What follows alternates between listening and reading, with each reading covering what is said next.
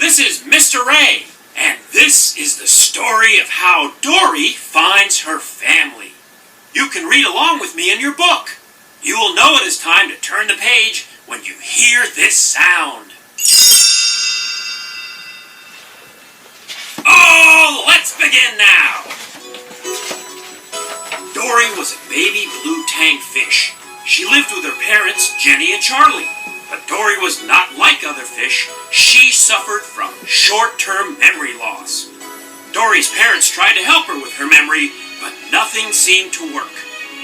One day, her parents taught her how to play hide-and-seek. Her parents hid while Dory counted. But Dory quickly forgot about the game. When her parents came out of their hiding spots, Dory was sad that she had forgotten again. When she was little, Dory was separated from her parents. Alone, she wandered the ocean looking for them.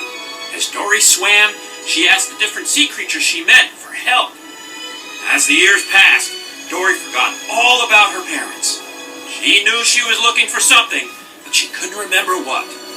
Then one day, Dory saw a boat pass overhead. Nearby, she heard a panicked voice. They took my son! My son! Help me, please! The voice was coming from a clownfish named Marlin. He was looking for a boat that had taken his son Nemo.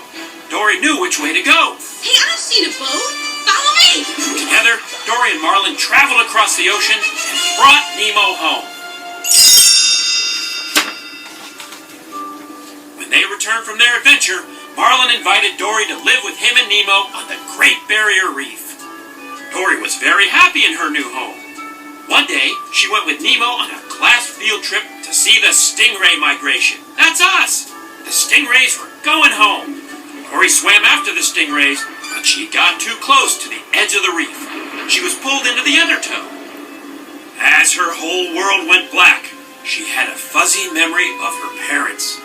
When Dory woke up, she had a strange feeling. I remembered something. I actually remembered something important. Marlin asked her what it was, but she couldn't remember. But Nemo had overheard Dory muttering about the jewel of Morro Bay, California. When he told Dory what she had said, it triggered another flashback. My family! I remember my family! They're out there somewhere. Let's go. We have to go. Dory raced off, but Marlin pulled her back. No, Dory, California's all the way across the ocean. How come every time we're on the edge of this reef, one of us is trying to leave? For once, can't we just enjoy the view? Dory looked at Marlin sadly. Please. All I know is that I miss them. Do you know what that feels like? Marlin remembered how much he had missed Nemo when he was gone. Marlin sighed. I know what that feels like. He and Nemo agreed to go to California with Dory. With the help of Marlin's sea turtle friend Crush, the trio soon made it across the ocean. When they got to Morro Bay, Dory swam around shouting for her parents. A group of hermit crabs tried to shush her, but they were too late. Dory had woken a giant squid. The squid chased the trio and grabbed Nemo, but the squid lost its grip, and the friends were all flung into a nearby kelp forest. As Marlin comforted Nemo, he lashed out at Dory. Go way over there and forget. It's what you do best. Upset, Dory went to find help. Suddenly, she heard a voice. Won't you please join us? Dory swam to the surface, calling out to Nemo and Marlin. Guys, I found help! Marlin and Nemo caught up with Dory just in time to see a pair of hands grab her and take her away in a boat.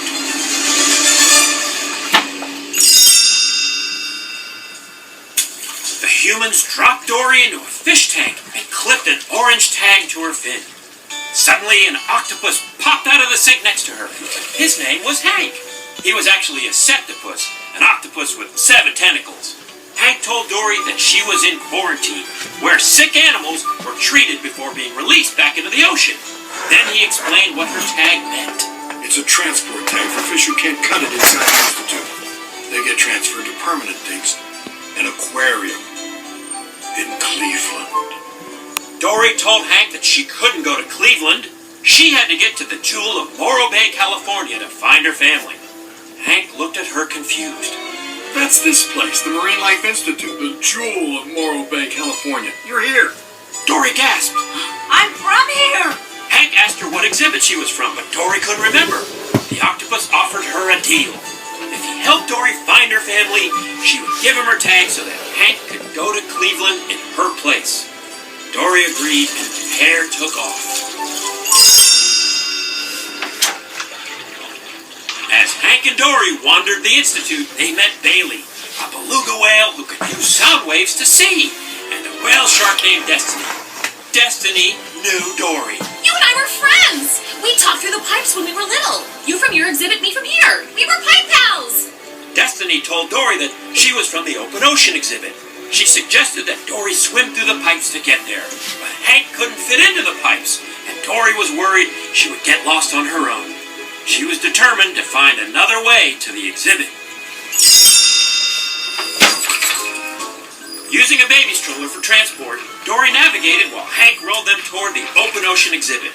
But the two made a wrong turn. They ended up in the touch pool, a tank where children got to touch sea creatures. Hank was scared, but Dory encouraged him to just keep swimming. Finally, they escaped. Dory looked up. They had made it to the open ocean exhibit. Dory gave Hank her tag. You know, I think I'm gonna remember you. Hank shook his head. You forget me in a heartbeat, kid. I'll have a hard time forgetting you, though. Gently, Hank dropped Dory into the tank. Meanwhile, out in the ocean, Marlin and Nemo were looking for a way to save Dory when they met two sea lions. The sea lions explained that the boat would have taken Dory into the Marine Life Institute, where she would be put in quarantine. Marlin was worried. How would he and Nemo get inside to save Dory? The sea lions called for Becky, a bird who lived nearby. Becky scooped up Marlin and Nemo in a bucket and headed for the Institute. But Becky got distracted and left the bucket in a tree. Thinking they had been abandoned, Marlin tipped the bucket over. He and Nemo fell out and landed in an aquarium in the Institute's gift shop. Marlin looked around. Well, at least we're not stuck in the bucket anymore. Back in the open ocean exhibit, Dory spotted a trail of shells. She followed it and found her childhood home. Her parents weren't inside, but her memories came flooding back. She remembered going outside to look for a shell for her mom and being sucked into the undertow. It was my fault. My parents. I lost them. Just then a crab interrupted Dory's thoughts. He told her that the blue tangs had been taken to quarantine. Dory couldn't believe it. What? No, my parents are back in quarantine? They're being shipped to Cleveland, but I just got here. The crab gave Dory directions back to quarantine. Without Hank around, she would have to go through the pipes. Steeling herself, Dory bravely swam forward. But, try as she might, Dory couldn't remember the directions. In no time, she was lost. Then Dory remembered Destiny. She called out in whale to her friend. Bailey and Destiny gave Dory directions to quarantine. Dory was almost there when she ran into Nemo and Marlin. They had found a way out of the gift shop aquarium and into the pipes. They had been looking for Dory. Marlin apologized to Dory, then he headed back down the pipes. Follow me, it's time to head home. But Dory wasn't ready to go. Wait. My parents are here. The trio continued through the pipes together toward quarantine, but Dory was nervous to meet her parents. Do you think my parents will want to see me? Because I lost them? Marlin smiled at Dory. Ever since I've met you, you've shown me how to do stuff I never dreamed of doing. Dory, because of who you were about to find your parents. And when you do that, you'll be home. When they reached quarantine, the tank of blue tanks had already been loaded on the truck to the aquarium. Suddenly, Hank appeared. Lifting Dory and her friends into a coffee pot, he helped them onto the truck. Inside, the blue tanks recognized Dory. They explained that her parents had gone to quarantine to find her years ago. They had never returned. Dory realized her parents were gone. I don't have a family. Nemo shook his head. No, Dory, that's not true. Dory swam backward into the coffee pot and was scooped up by Hank. Looking in the pot, he was surprised to see that Marlin and Nemo weren't there. Your orange friends are on their way to Cleveland. Suddenly, an Institute worker grabbed Hank. Surprised, Hank dropped Dory. He watched horrified as the little blue tang spilled onto the floor and down a drain to the ocean. Dory shot out of the drain into the ocean. All alone, she began to panic. What do I do? What would Dory do? As Dory swam, she spotted a trail of shells. She decided to follow it. In the distance, Dory saw two figures moving toward her. It was her parents. They were overjoyed to see Dory. Crying happily, they pulled Dory close. She smiled. It's you. It's really you. Dory's parents explained that when they didn't find her in quarantine, they realized that she must have gone through the pipes to the ocean. They knew they had to do the same thing. They had been waiting in the same spot for years, hoping Dory would return. When her parents asked her if she had been alone all that time, Dory suddenly remembered her friends. Marlin and Nemo were still on the truck. Dory and her parents swam toward the Institute. Dory called out to Destiny to help them. Bailey and Destiny jumped out of their pools and into the ocean. The whale shark was thrilled to see Dory. But Dory didn't have any time to waste. Bailey had used his special sight to locate the truck. Dory asked some otters for help. Destiny flipped Dory toward the truck, and one of the otters caught her. On Dory's signal, all the otters began to hug. It was a cuddle party. Traffic stopped. The otter brought Dory to the back of the truck.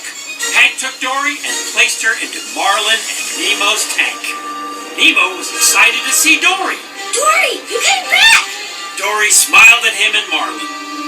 She couldn't leave her family. Suddenly, Hank knocked on their tank. The fish had to find a way to get back to the ocean before it was too late. As Marlin called for Becky, Hank put Marlin and Nemo into the bucket. Hank had just picked up Dory when Becky swooped in and grabbed the bucket. She didn't realize Dory was still on the truck. Dropping Marlin and Nemo into the ocean, she turned around to go back for Dory. Back on the truck, Dory tried to convince Hank to come with them. She didn't want him to go to Cleveland. Because the best things happen by chance. Because that's life, and that's you being with me out in the ocean, not safe in some stupid glass box. Hank agreed. Just then, the truck door slammed shut, locking Dory and Hank inside. Hank was ready to give up, but Dory refused. There's gotta be a way. There's always a way. Looking up, the two spotted a vent in the ceiling. Hank was relieved. Holy carp, there is another way. Together, the pair squeezed through the vent. Holding Dory, Hank stretched himself across the windshield. The two Institute workers inside the truck jumped out. Hank took the driver's seat and set Dory in a cup. He steered while Dory navigated. Dory knew they had to get back to the ocean. Nervously, Dory looked at Hank. She was going to ask him to do something crazy. He smiled. I'm okay with crazy. Together, they drove the truck off the road and into the ocean. Dory, Hank, and the rest of the fish fell into the ocean where Dory's friends and family were waiting. They were free.